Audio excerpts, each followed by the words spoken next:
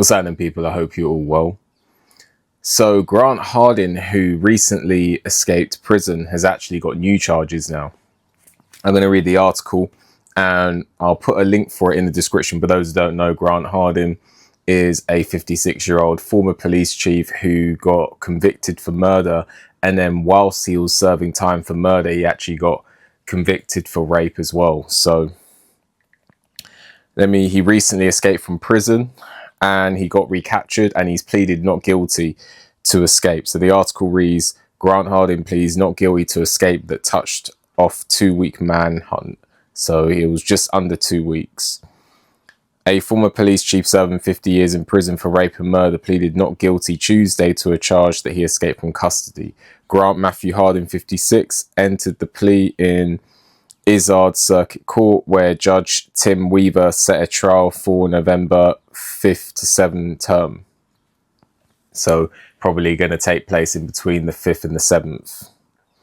Hardin, who served as police chief in Gateway for 4 months in 2016, is charged with walking out of the North Central unit in Calico Rock on May 25th. The incident touched off a 2-week manhunt, I believe it was 11 days, around North Central Arkansas for a man known as the Devil in the Ozarks. Arkansas State Police and officers from Immigration and Customs Enforcement recaptured Hardin near Moccasin Creek, less than 2 miles from the prison, on June 6. Hardin is currently being held in the Varna Supermax unit in Lincoln County. Just checking. Okay, so after finding Hardin indigent, Weaver appointed public defender Thomas Kendrick to represent him on the escape charge. A federal charge of unlawful flight to avoid prosecution or incarceration brought by the U.S. Marshal Service on May 29 was dismissed Monday.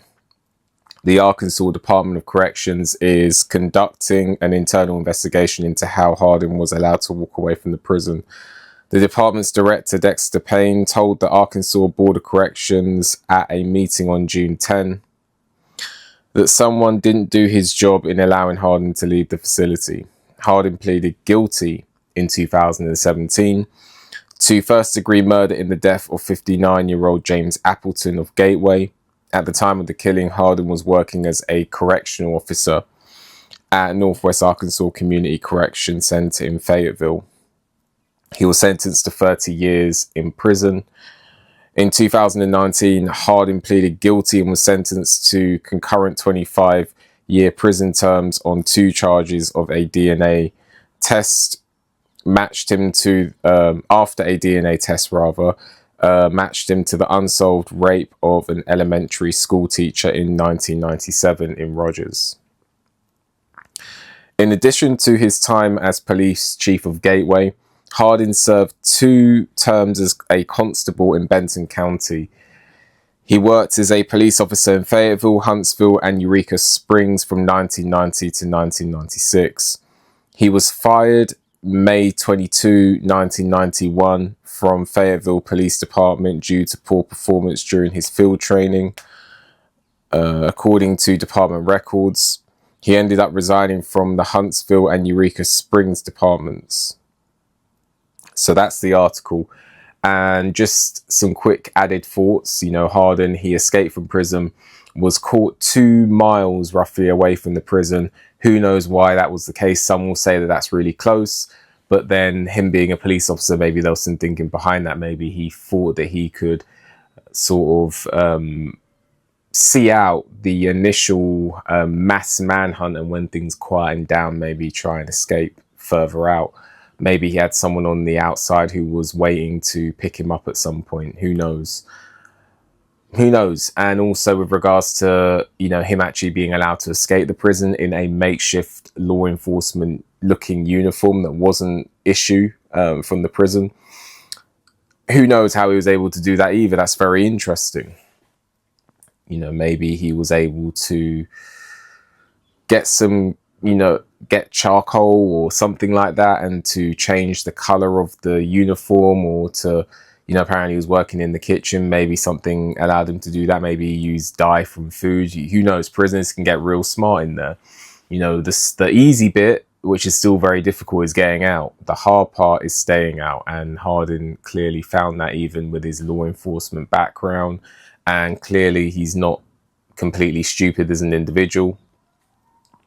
So despite that, he was still caught relatively quickly.